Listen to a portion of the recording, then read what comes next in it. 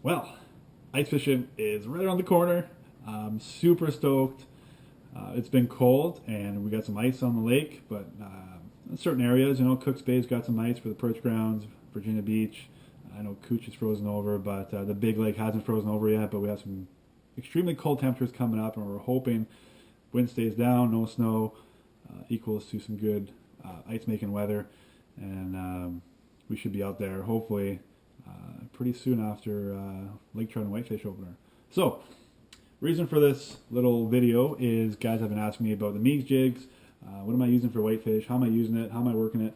I'll do a quick video of what I do out there, what I use, and how I do it. So let's get her going here. So first off, I'm using a medium heavy rod. This one's a 28-inch Fenwick Elite. Also I have a Fenwick 30-inch Atos, which is just one of my favorite rods. But regardless, medium heavy is kind of key when you're using this jig, I think. I always use the example of my father-in-law uses jig and stick, old school, with the jig, with that Meegs jig. And some days out there, he's catching a lot more fish than I am. And I think it's just the fact that he can control that jig better, especially when those fish are a little shy a bit.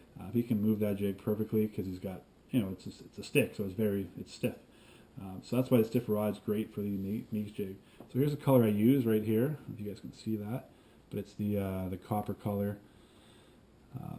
Imitates kind of a goby color, which is what these whitefish are eating. I don't think in the last 2-3 years I've gutted a whitefish and found some minnows in there or smelts. They're all gobies or zebra mussels, all munched up.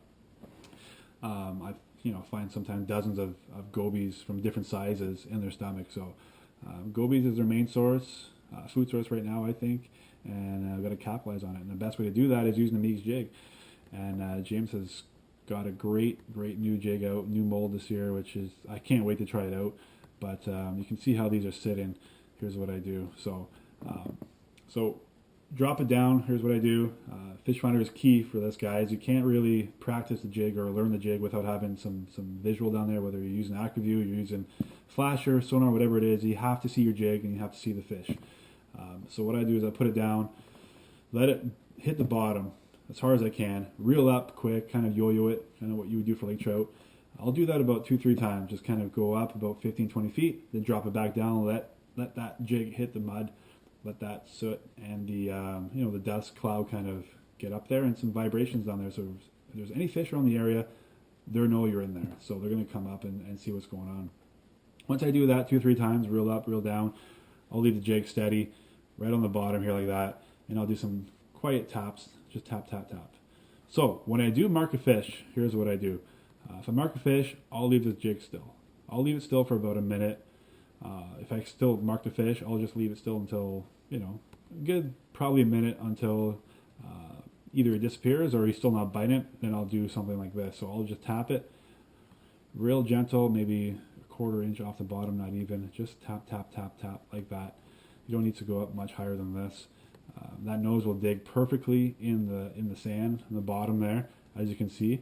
And a lot of times I'll just drop it down like that, slack, and kind of lift it up. So you just have that tail lifting up and the nose sticks down in the bottom. Usually, 8 times out of 10, the fish will eat it, or they'll just kind of go away, and I'm not feeding right now. But if they're sticking around for a couple minutes, I'll just keep kind of letting it still for about 30 seconds to a minute. If they're not hitting it, and I'll just jig, jig, jig, tap, tap, tap on the bottom. Sometimes do aggressively.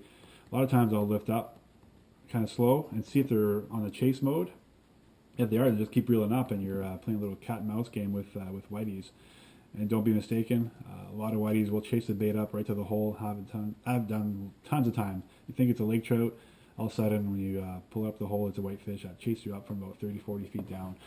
It's quite exciting to see, and it works, guys. So, but again, key is looking at the fish finder, seeing what the reaction is to your bait, and that's how you'll learn how to use a jig. But I find that less is more for the Meegs jigs. You don't have to be aggressive with it. You don't really have to do much with it, except for trying to make sure that tail is up, and you're working it that way. Good little tip here is make sure you're not. I tie directly on. I don't use a swivel. You don't have as much action with the swivel than you do when you tie directly on it, and pull that knot back as far back as possible. The reason for that is you want to make sure that nose is digging in the bottom. If you have your knot kind of up front, of the jig like that, it's not going to sit too well like that. Kind of gives you one of these. Might not seem like a big difference, but it does work. Now, what happens when these fish are not really active is I will have my Meegs Jig on bottom. It's going to be hard to show you guys this, but Meegs Jig on bottom, and about 3-4 feet up, that will be my drop shot rig, just like that. So when you have a hatch, so Simcoe will have kind of a winter hatch, I call it, usually around end of February, beginning of March. You'll know there's a hatch when sometimes fish runners will pick it up. If your fish runner doesn't pick it up, is if you're using a Meegs Jig, the fish are kind of, they're kind of chasing up a lot. They're going up, they're going past their bait and kind of streaking up. And that's when you know they're chasing something up above, which is usually a hatch. And that's when I'll drop put the drop shot rig on there, just like this, and I'll put either like a finesse minnow on it, something small. I always start with something small, just because if they're going for hatches and eating hatch, they're looking for small prey and they're not that hungry. So keep it small on that, and you'll have some success. So yeah, basically all you do, and you're working the jig as same as you would on the bottom. You see that fish streak up, just let it still. This will sit in the water like that, and these fish will suck that back up. I would say probably, I don't know, 4 fish out of 10 will be on the high hook. It's just something that they love to chase. Small bait, easy to catch them with, and gives you kind of a second option for those whitefish out there. So yeah, that's what I use out there, guys, for whitefish all year round. I don't really defer too much. You can use this little vibrato, which is great, and a few other lures are great, but I just stick with the Meegs. I know it works. It works for me, and hopefully it works for you guys.